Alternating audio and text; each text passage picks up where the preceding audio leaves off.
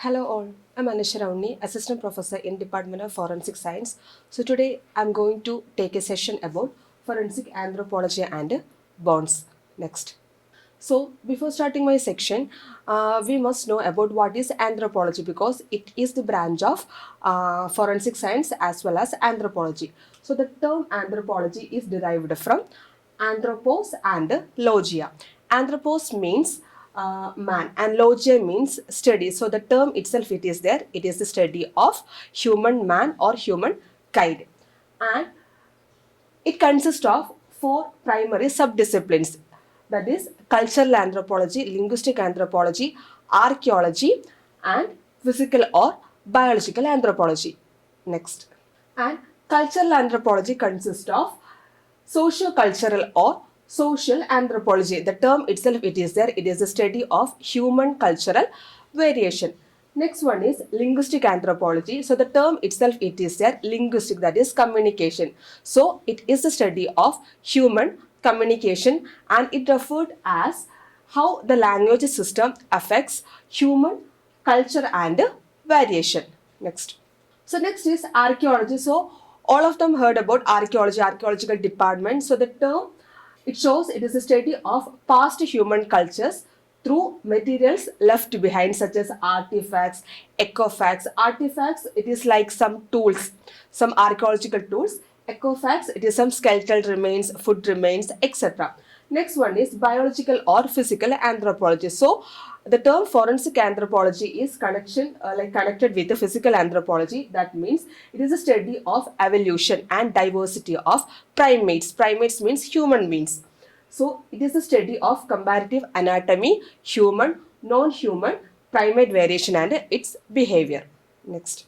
So forensic anthropology, it is an applied field of physical anthropology. So that means in this we are going to study like application of knowledge and techniques of physical anthropology about human skeleton remains, all archaeological remains and all we are going to study in forensic anthropology.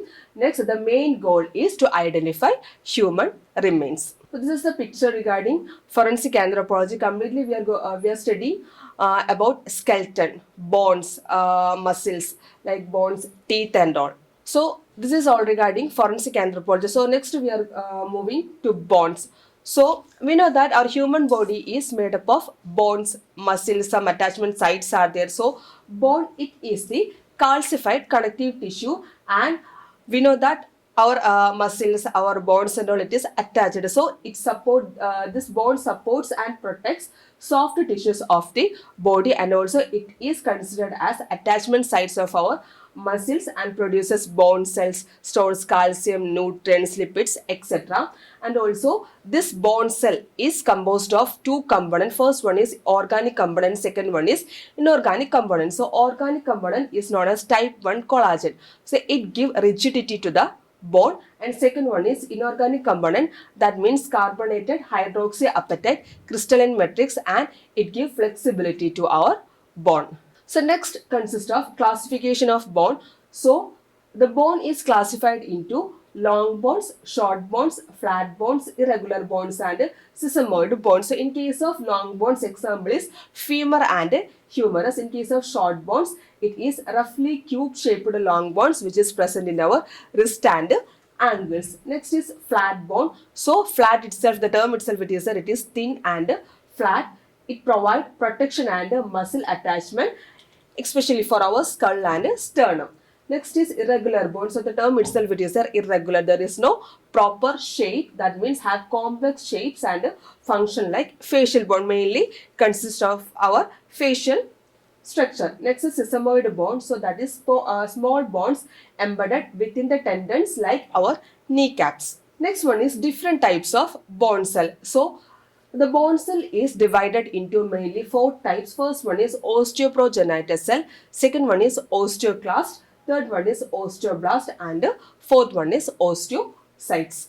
Next. So in case of osteoprogenitor cell, it termed as stem cells. So it is also known as osteogenic cell. So they are the stem cells in bone marrow that are responsible for bone growth and repair. Second one is osteoclast. So these are the multinucleated bone building cells that give like degradation of our, after the degradation of our bone, it will give that is osteoclast, and also it is also known as giant cell.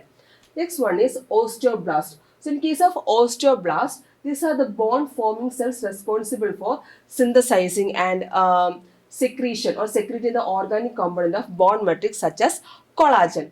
Next one is, it plays an important role in bone mineralization by, because our bone consists of calcium, nutrients, lipids, some kinds of minerals. So it have a role in bone mineralization by depositing calcium and phosphate, salt, and also we are having one component that is type 1 collagen fibers and hydroxyapatite crystalline matrix. So it will give bone hard and durable. Next is osteocyte. So this osteocyte is fully surrounded by our bone matrix, and also it is differentiated by osteocyte which are mature bones. So these are the mature bone which is present in our bone cell or in our body, and also these are encased in the bone matrix and they become mature bone. That is, that mature bone is known as osteocyte, and their function is converting bone production from bone production to bone maintenance. It will convert from bone production to bone maintenance and communication, and also it has some pores. In that cell it has some pore that is known as lacunae. So that means it will communicate with other osteocytes through tentacle like projection is there, that is lacunae, that are housed in canaliculi. So next we are moving to structure of bone. So in case of structure of bone, the two-layer frame microscopic structure, that means the microscopic structure of bone consists of two types, that is periosteum and endosteum. In case of periosteum, it is the external fibrocellular sheet. It is a sheet. It is present in external layer, present as an external layer that contains collagen fibers and fibroblast. This act as nourishing layer on the compact bone surface. So compact bone is one of the type of bone. Next is endosteum. So this is inner layer of bone cell. That is, it is seen inside surface of the inner marrow cavity such as Haversian and Waxman canals, and also it consists of osteogenic cells, that is osteoprogenitor cells, and thin reticular fibers. So next is, we are human, so we are adult person. So based on or depending upon our like evolution, like adult, childhood, like that, our adult bone consists of two forms. First one is trabecular bone and second one is compact bone. So trabecular bone consists of, these are also known as cancellous or spongy bone. So it is the internal porous bone found in irregular bone and articular ends of long bone. So mainly this trabecular bone is present in where irregular bone and long bones. So second one is compact bone. So this compact bone is also known as cortical bone, and it is a dense bone and which contain or which forms the outer cortex covering of that first one, trabecular bone. So next is anatomical terminology. That means anatomical terminology of our human body. So there are three primary planes which are imaginary plane used to divide the body into sections or half. So first one is sagittal plane, second one is a coronal plane, third one is transverse plane, and so in case of sagittal plane, it is vertical. It will divide our body or our bone into vertical portion, that is any vertical plane that divide the body into left and right. That is what sagittal plane.